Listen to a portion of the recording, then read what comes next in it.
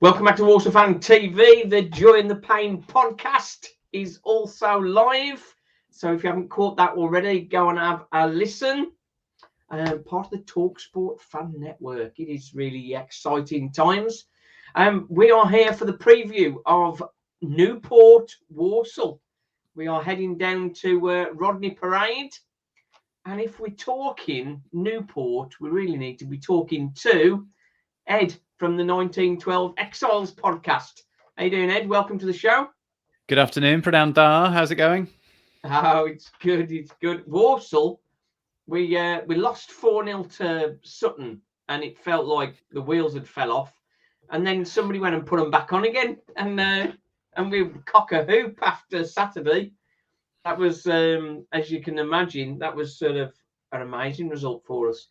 You will understand better than most just how pained Newport fans are at the moment as we come off the back of a defeat at Swindon, managed these days by our old friend and your old friend Mike Flynn. So Mike Flynn. Yeah, that was always going to be a funny one. Swindon are flying at the minute, aren't they?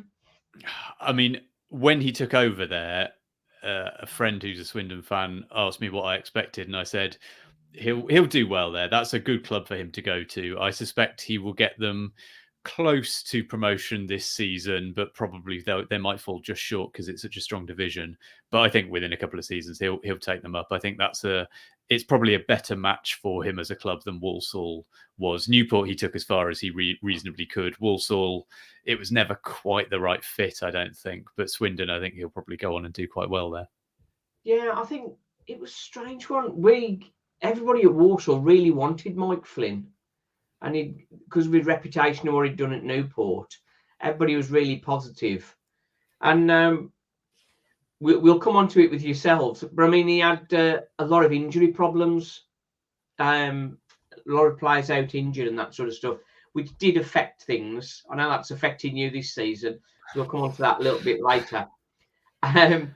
But Mike Flynn, he was just so defensive, so negative all the time. And did you also have to think, because Swindon?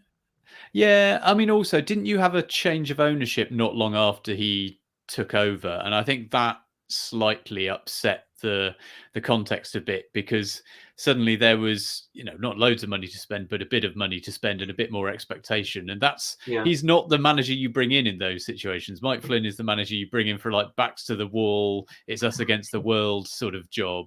And I think maybe it didn't quite suit him, a few months down the line from when he took it. Yeah, I think we sort of got onto a run where we just couldn't win a game, and I think it was one win in 22, and there was still Walsall fans saying, "Give him time." But yes, our new manager with Matt Sadler, albeit a very inexperienced guy, we lose 4-0 to Sutton, and people are going, "Get shut of him," when we've had the best start we've had for a long time, and I can't say that I wasn't in that camp, really.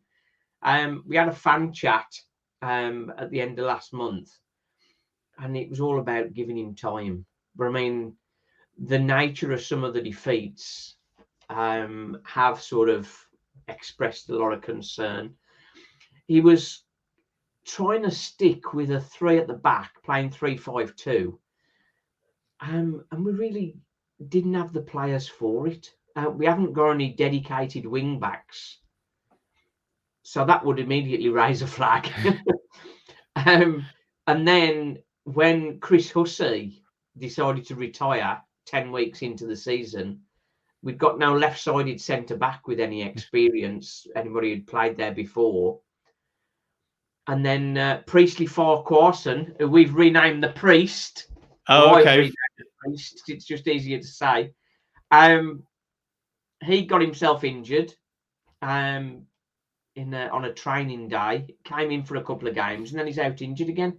So of the back three, we've got nobody who can play there. So he's been forced into going into a back four, which gives us a wealth of options in midfield, and we've got some really good midfielders. I will just say, Simon, if we're going to have like top trumps of who's got the worst defensive injuries, like you've not got a chance. Like, I mean, I'm pretty sure if I bring my boots on Friday night, I'm going to get a game at centre half, because we are down to the bare bones now in terms of defence. Like, the number of players we've got in the physio's room at the moment is just ridiculous, and it all seems to be defenders. Well, we should get into that now, I think. Adam Lewis, is he the latest casualty? Yeah, Lewis is out, so he's great. So we had him last year on loan from Liverpool. Incredibly managed to get him to come back again for a second season. Left wing back, loves the slide tackle, quite diminutive, but heart of a lion, and a real kind of fans' favourite. So he's done brilliantly, but is injured. Let's see, who have we got out? Carl Jameson. Next one I want to mention, James Clark. He yes, yeah. So if he's not playing, that's good. Yeah, Clark started the season okay, but yeah, he's injured. Let's see, who else have we got out? Harry Charsley. Charsley in midfield is out, and he's a proper like mountain goat of a midfielder who just goes everywhere and does everything. He's gone. I mean, it's been really tough because last year, when Coughlin came in, I'll probably come on to talk more about this. Like, we made ourselves into a really solid defensive unit. We weren't very creative. We relied quite heavily on our old friend Cameron Norman at right wing back to create stuff. I loved him. Yeah. I still like him, even though he doesn't play for us anymore. Yeah, I mean, I had so much time for him, but he left in the summer, which we expected. So we've had to kind of rejig things. And we tried to make ourselves more creative, and we have done.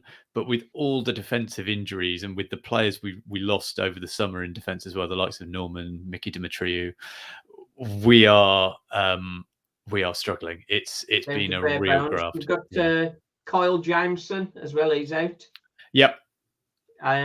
Seb Palmer Holden. Yes, he was a real find. Start of the season, we were playing him up front with Will Evans, who's another one I'll come on to talk about. Seb Palmer Holden, we got on loan from Bristol City. He's only like 20, 21, but he's like this absolute.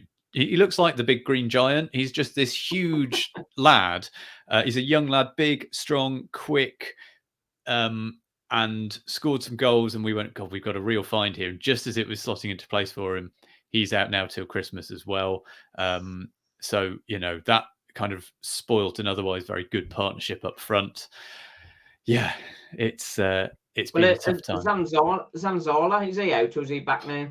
Oh, no, he's out. But, I mean, he's been out forever. He's one who we saw glimpses of him at the start of last season. Then he had a long injury and then he came back. And then no sooner was he back, he was out again. So, I mean, he's one of these ones who's just perennially injured. I mean, listen, we have the lowest budget out of any club in the Football League. We know we're signing players who are either a bit of a gamble in terms of talent, a bit of a gamble in terms of experience, or a bit of a gamble in terms of injury history. It just happens we've got a lot of players with like glass knees at the moment, and they're all getting injured at the same time. Sounds like Walsall for the last 20 years. That is. Yeah, exactly. One of the latest injuries is Will Smith. That's a big loss for you, isn't he? He scored 10 goals, hadn't he? I think you mean Will Evans, the otherwise known as Will Evans. Will Smith. He was the guy that was started. He was the Men in Black. Yeah. In the Oscars, wasn't he? Will Evans. Sorry. Yeah, Will Evans, aka the Llangedwin Eusebio. So we signed him from the Cymru Premier League. I'm not going to try and say that. We signed him from the Cymru Premier League start of last season, and he played an enormous number of games last year, and he was one of these players. He could play left back, he could play left wing, he could play centre mid, he could play up front. If you ask him to drive the team bus, he'd probably do it. He's just one of those who puts his heart and soul into it. And this season, he's been playing much more up front, has really stepped up in terms of just the quality of what he's able to deliver and his end product. And he's been scoring goals left, right and centre. And it was really interesting on Saturday against Swindon. They had him marked as the man to try and stop. They were being very, very physical with him. I suspect Walsall will do the same on Friday night if he plays, which I think he will. I think he's fit. Okay. I think he'll play, But I think probably he will get the same sort of treatment from you lot that he got against Swindon. And yeah, We're he went off. We'll just let him run through. We will. We're good like that. Well, that'd be great if you could. Almar Bogle, he's another one. He's fit, isn't he? He's all right. Yeah, I mean, he scored a lot last season. He tends to have quite lumpy form. You know, he'll have a run of games where he'll be on fire, and then he'll have a dry spell, and people get on his back and stuff. But you know, look, I think he got 19, 20 goals last season. If he does the same this year, I'll be more than happy with that. Like just tends to come. They come all at once a little bit. But the thing with Bogle, he's one who frustrates fans because he's a big, strong lad, but he doesn't tend to win many headers. Like people pigeonhole him as being a big man up front, but that's not his game. He's actually very good with his feet. But we tend to think, oh yeah, let's just lump it up to Omar, and then wonder why we don't do anything with it. Connor Wilkinson. Yeah. Connor Wilkinson. We signed him, gave him the number 9 shirt, and in his first interview, and he says, "I'm not a centre forward." I'm a winger, but because he was big, everybody expected him to lead the line and that sort of stuff. And a very talented player, but he wasn't a line leader at all. The history of do I quiz you on this, or do I just reveal? I don't know. Is this going to be the Wolves link? No. What's the Wolves link? Go on. Well, I thought you were gonna start that. You know, we are a club with kind of West Midlands roots because Newport County was founded by chaps who moved from the Midlands down to Newport to work in the steelworks and wanted to set up their own club, which they did. And the reason why we wear amber is because they were Wolves fans, and so I thought, well, we'll just do same colours as for Wolves. So there's a historic link between us and Wolves. Sorry, I thought that was where you were going with it. But go on, your fact will be even better. No, that was an interesting scoop. That was. Yeah. How did you get the name the Exiles? Right. Oh, so so this is more recent history, but in 1989, Newport, the original Newport County, went bust after being, well, you know, same sort of story that you see all over the country of a wide boy, in our case, an American called Jerry Sherman, taking over the club but not paying any of the bills, and eventually we ran out of money and ran out of luck and had to restart the club, reform. We were doing the kind of Phoenix Club thing long before the likes of AFC Wimbledon and Maidstone were doing it.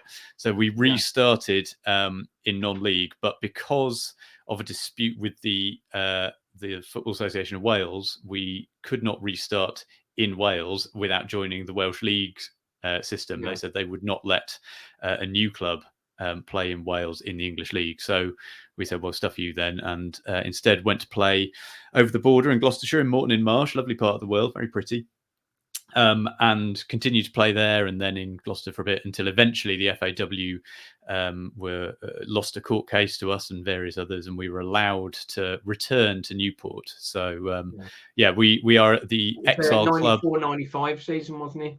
Yeah, that's about right. Yeah, and then returned to Newport, and I think since then have shown that we, you know, despite everything and various difficulties, you know, we have not only managed to find our way back into the Football League, we found ourselves a proper home in Newport, Rodney Parade, which we share with the rugby team, but is a proper decent football ground within walking distance of the city centre and the bars and everything else. And I think there is a real buzz around the club that, you know, when I first started going 20 years ago, we were playing in a council-owned athletic stadium in a kind of commercial retail park. Whereas now, you know, Newport County is at the heart of the city, and along with the rugby club, it feels like there's a really bright future for us now.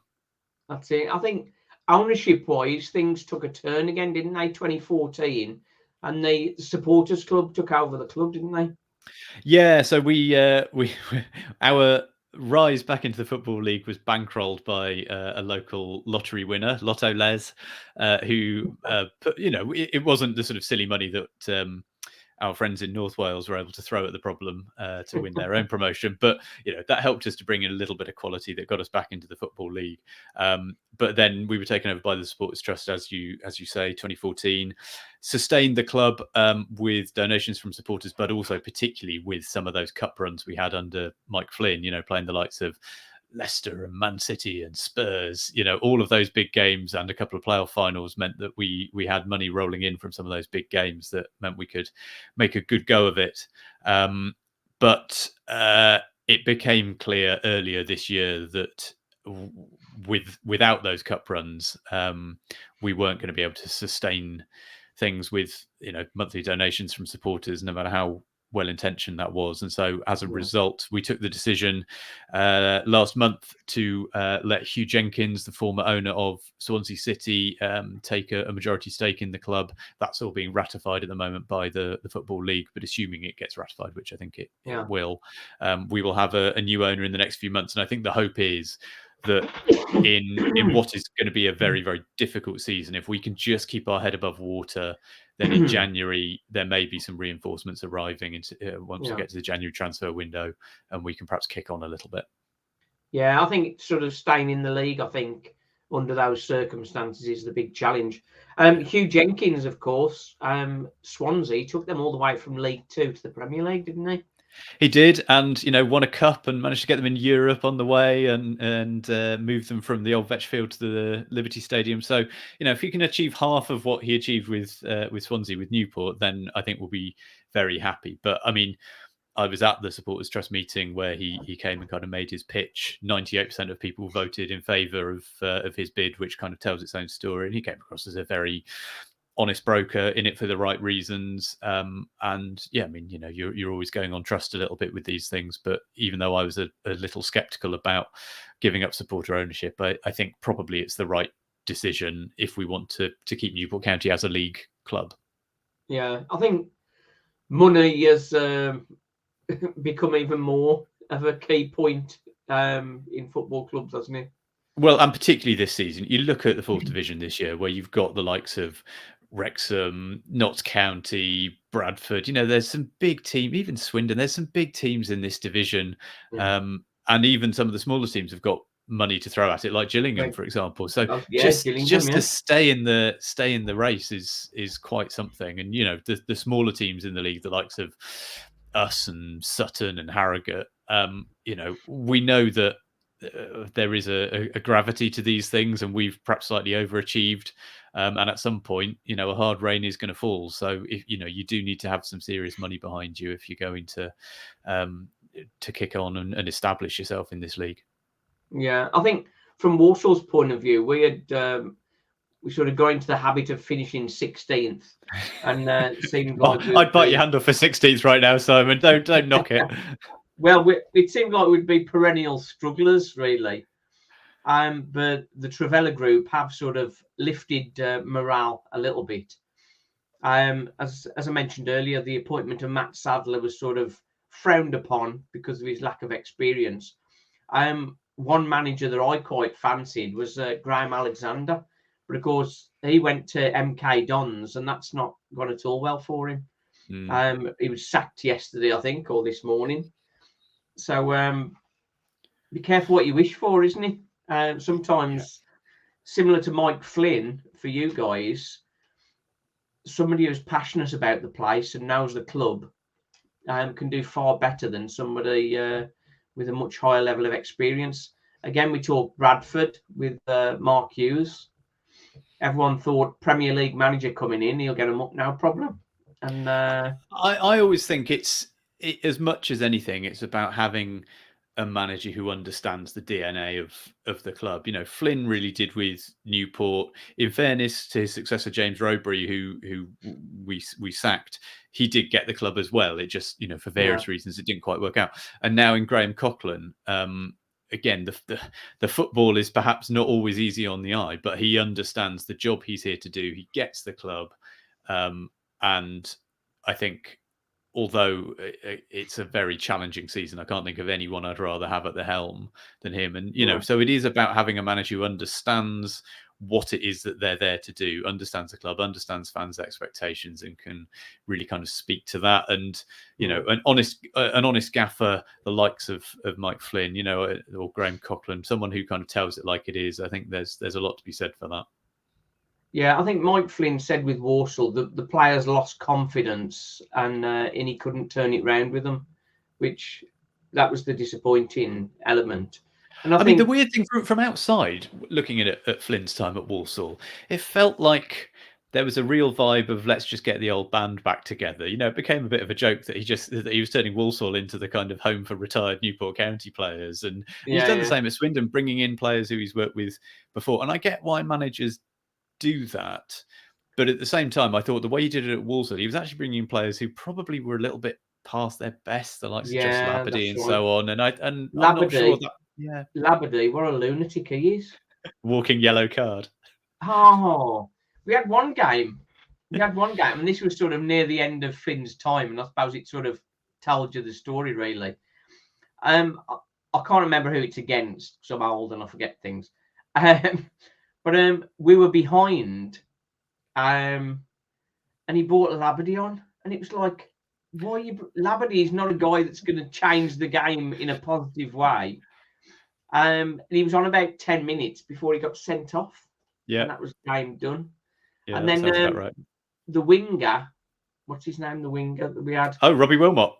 We quite like Wilmot against I quite Leicester. like Wilmot. Against Leicester in the cup, he was fantastic. But when we got to the regular games, he didn't quite seem the same sort of player. We always used to joke about the difference between Robbie Wilmot and TV's Robbie Wilmot. As soon as anyone pointed a camera at the game, he'd suddenly become sort of Brazilian style tricky winger. But if it was a bog standard normal league game, you get a different performance out of him. But I mean, I quite like Robbie Wilmot. When he turned it on, he was a superb player to watch, and also. There was something, I don't know, there was just something about Robbie Wilmot that's the sort of player I pay to watch. If you use him in the right way and you use him as an out-and-out winger and you just say, right, just get down the wing, beat your man, cross it in, he can do that. It's when you try and use him in more clever ways. Sometimes we play him in centre mid and it just wouldn't come off, Yeah. Yeah. He's getting on a bit now, isn't he? Yeah. I thought we were going to get Townsend. Yes, he was linked, wasn't he? Well, he's out of favour at the moment at County. I mean, again, we've sort of I can't remember the last season where we played the same guy in goal for 40 games. We tend to flip back and forward. Even this season where we're like, right, well, Townsend's clearly the number one. He's going to play every game. But he got dropped on Saturday at Swindon for Johnny Maxted, making his first league start, I think, who then this was so obviously going to happen, made a horrendous error early on, came out for a ball, missed it completely, and then Swindon scored. I suspect he'll keep the shirt on Friday because I think to pass it back to Townsend again might look like an admission of guilt. But it's just one of those things. Like that, aren't they? They're very proud. They don't want to admit mistakes and stuff. Yeah. I think the rumour was that Townsend, he was seeing Wayne Hatswell's. I did hear that. Yeah. That was whether that was true or not, I don't know. But that was a funny one. Coming into Friday. Why is it a Friday, by the way? You always have games. So we did a favour for the rugby team because we share the ground with the Newport Gwent Dragons. Their season starts this weekend, and they could have played at home on the Saturday or the Sunday, but because it's their first game of the season, they wanted to play at home on the Saturday. So we said, fine, we'll move ours to the Friday night because we've done that quite a lot in recent years anyway, moving a few games to the Friday. Flynn used to like Friday night games for some reason. And attendances aren't too bad for us on Friday night, so we said, okay, we'll move it as a one-off. It's a good job that Wales didn't get through to the semi-finals of the Rugby World Cup, because if they had, we would have clashed with that on the Friday night, I think, which would have been a much more of a problem. But we allowed ourselves to lose to Argentina, so that's fine. I don't follow the rugby at all. That's sort of like Rugby and cricket don't exist to me, really. Fair enough. Unless it's a special, like the Rugby World Cup, I might watch a little bit, but other than that, I don't. But anyway, Yeah, so that's why it got moved, and it helped. Yeah, that this is the only week I think in October where we haven't got a Tuesday game. Like we've got a lot of fixtures because all of the Spotifan Trophy games have bunched together for us in October. We're playing Saturday, Tuesday every week in October except for this one. So we had a free midweek, and then we play the Friday night, which again gives us a bit more of a break before we play on the Tuesday. Yeah, extra day for recovery, particularly with a threadbare squad. Yeah, that's when Hugh Jenkins gets his feet under the table in January, maybe he'll be doing a Gillingham and spending lots of money and having a surge up the table, perhaps.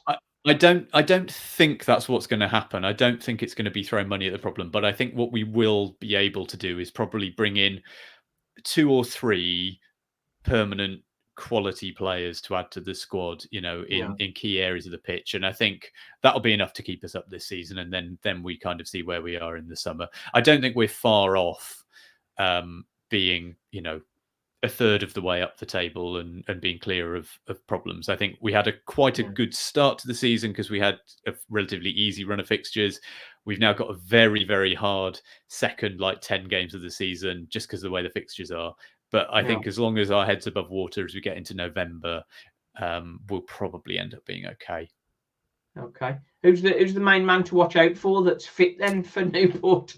Well, if it's Evans, then he's the man to watch if he plays, which I think he will. Just because he's the kind of heartbeat of the team. So he's the one up front who's most likely to score.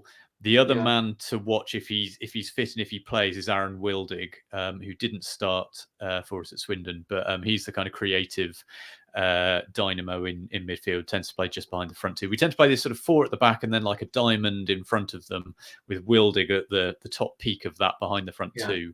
So 4-1-3-2 sort of thing, Yeah, them sorts of areas, that type of thing. Yeah, so Wildig's probably the one creating things in midfield. Apart from that, we tend to have grafters in our midfield, but Wildig's the one who brings a bit of joy and energy. It's going to be an interesting midfield battle then. Walsall have quite a lot of energy in the midfield. Just looking over the Walsall side, Isaac Hutchinson, the Hutch, he was the star man of the show on Saturday, getting his first ever hat trick against Gillingham. So that was pretty special. Another player that's done well for us, Oisin McEntee, was signed as a centre half, but Walsall converted him into a midfielder, which I think was a shock to him and to all the fans and to every other pundit. But some people argue with this, but it's working. It's working. He's a couple of the other players in there, Ryan Stirk and Ross Tierney, are quite diminutive kind of stature. And Oisin has got a physical presence, and he does get absolutely everywhere. So he's done well for us. 2 goals, 4 assists as well. So he's contributing. Freddie Draper is the surprise, really. He's on loan from Lincoln. He's only 19, might have just gone 20, I think. He's doing well. He's only scored 5, which compared to your Will guy, Will Evans, is not so glamorous. But he's keeping the likes of Jamil Matt and Danny Johnson outside. I was going to ask about Jamil Matt, formerly of this parish as well. He was another kind of Flynn favourite. I wondered how he'd been getting on. We had a lot of time for Jamil Matt at County. He was he formed a great partnership up front with Porrick Amond, and they were the front two during a lot of those great cup runs. So how's he been getting on at the Saddlers? Not very well, to be honest. Not very well. I think he's probably slowed up a lot since he was with you guys. His strength is holding the ball up. And when he gets the ball to him, And they did that to great effect on Saturday for the 4th goal. The ball played up to him on the halfway line. He turned the defender and then played Ross Tierney into space. And it was his cross for Isaac Hutchinson's hat-trick, the final goal. But he's been a subject of the boo boys on certain occasions because he's not got the energy he used to have. And the goals haven't really come for him. So I was really pleased with his substitute appearance on Saturday. I think in the whole scheme of it, I don't think he's really sort of arrived as such in true Jamil Matt style. What he needs is a goal to really get him going. And if there's one place he's 100% guaranteed to get a goal, then it's going to be at Rodney Parade on Friday night. Well, I think he's beginning a cameo, I think, at best, I think. So he'll be on like last 15, 20 minutes. And of course, Danny Johnson, did superb for us last season. But in the formation that we're working with now, more of a 4-2-3-1, it doesn't really work with Danny Johnson in that central sort of lone striker role. He wants somebody alongside him, really. So it is a frustration. Is Priestley Farquharson injured? Yes, he's still out, yeah. Okay. And we had his previous injury, because we know the jokes about Lord Farquhar, don't we? Yeah. And the manager kept saying he's not far away. And it was like, what? Far away. Far. We had a commentator last season at the club who couldn't pronounce him. We always called him Farquharson. So he was Farquharson whenever we talked about him on the podcast because of that. I mean, he was one. I think he had injury problems with us, but when he played, he looked great. And I think we knew he probably would go in the summer. I heard a rumor from sources that I trust that he would have gone to a club a division higher, but failed a medical, which is when Walsall kind of swooped in. So he's one of those who, he's good, but you knew when you signed him that there's always a risk that he's going to miss a lot of the season through injury. He's one of those. That makes a lot of sense, really. I think on the socials, I'd seen a lot of Newport fans were surprised that he didn't go to League One. Yeah. But with a injury history, that puts him in the standard Walsall character, Walsall playbook, doesn't it? In a weird way, I'm sort of glad I'm glad we didn't keep him, because if he'd stayed with us, it would just been another centre half who'd have spent more time, sat on a physio's bench rather than getting any game time. Yeah, I was going to say, in the games we've seen him, he has looked excellent. Yeah, no, he's like on the pitch. He is very, very competent, good with the ball at his feet, quick, got a good brain. Yeah, I really liked him as a player. We never quite saw enough of him. We saw flashes of a very good player, and then he'd get injured, and that's just what happened. Yeah, that's an awkward one, really. On Friday, I'm not down there on Friday. I'm going to do a live stream watch along, which we haven't done any of those for a while. People do say we don't do very well when I do watch alongs, but I mean, so you're probably smiling at that there. But bearing in mind, when I was doing watch along, we didn't win any away games. When we beat Sutton this season, that was sort of, when was that? In September. That was the first away win since Boxing Day the previous year. Which is... This is music to my ears. You're coming up against the side who are bad away from home and who've got a monkey on their back because you're watching along, which is bad luck for them. I mean, we will take anything at the moment. Like I say, we're on. Apart from a win we had against Cheltenham in the Spot Fan Trophy, we are on a bad run. We are struggling to keep clean sheets, and we haven't even been able to fill the bench, the last few games. So it's a tough time. I think, in all honesty, I'd probably take a point out of this even now, just because. I mean, honestly, like at the moment, if you offer me a 0-0 draw for like any of our next 3 games, just to keep a clean sheet, I'd be delighted. It's a really tough slog. Yeah, I need to tell you the joy and the pain. That's the mantra of my channel, which, as you can appreciate, we had the Salford away win. In that game, we were awful first half, should have been 3 down. Changed from 3 at the back to 4-2-3-1, and we ripped them apart second half. And then we beat Bradford 3-1 at their place, so that was another good win.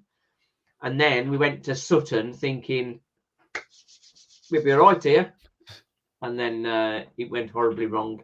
So who knows which Jekyll or Hyde that Walsall will appear on Friday night.